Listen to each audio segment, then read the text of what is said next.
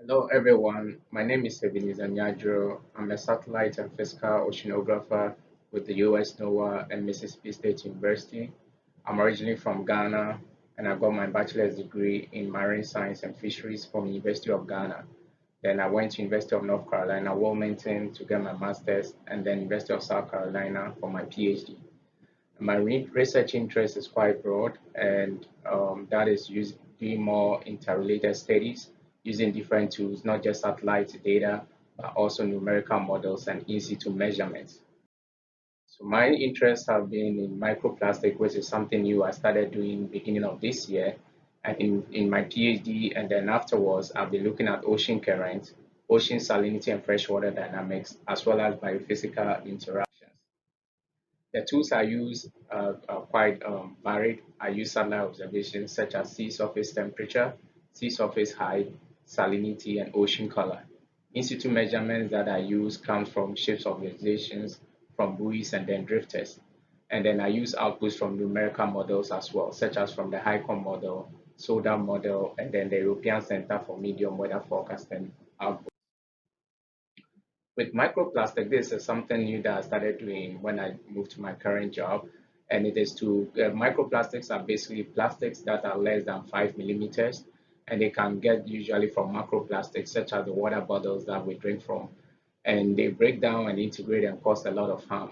They can get choked in fishes get choked on them. And if we are to eat them, we may also ingest that through bioaccumulation.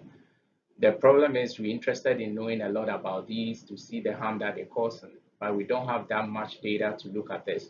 So the work I'm doing now is to create a global database where we're collecting all this microplastic data, putting it at one side, and together with other data that we have at NOAA, National Center for Environmental Information, such as ocean currents, we'll be able to have a holistic understanding of the microplastic problem. So plastics, as I said, come from different sources. They float in the surface and eventually sink to the bottom. So they create a lot of harm as they go all the way down, and we need to understand them better. So not just creating a database, but I'm also interested in predicting using numerical models to predict their advection and where they will end up in, and also seeing the possibility of measuring them from remote sensing instruments. The other study that I've done and which I'm still interested in is to look at ocean currents. And as part of this also, I'm helping to create a global ocean current database with NOAA National Center for Environmental Information. And these currents will help us to understand the advection of mass, momentum, and particles in the ocean. And I've done most of my work in the Indian Ocean, where we look at seasonal reversal of winds, which changes with regards to the monsoons. So in the summer, the winds are blowing from the southwest, and then the winter they reverse, and they tend to impact the current. And I'm interested in knowing more of this. I've also done some work in salinity, and salinity is important because it helps with ocean circulation, it helps with the hydrological cycle, air-sea interaction, and the movement from help to is moved from one end of the ocean into the another. So I want to understand how these are taking place, and I've done this using satellite observations as well as numerical models. And last but not the least, my interest in biophysical interactions is to look at how the biology and the physics act together and how that also is impacted or impact Earth's interaction.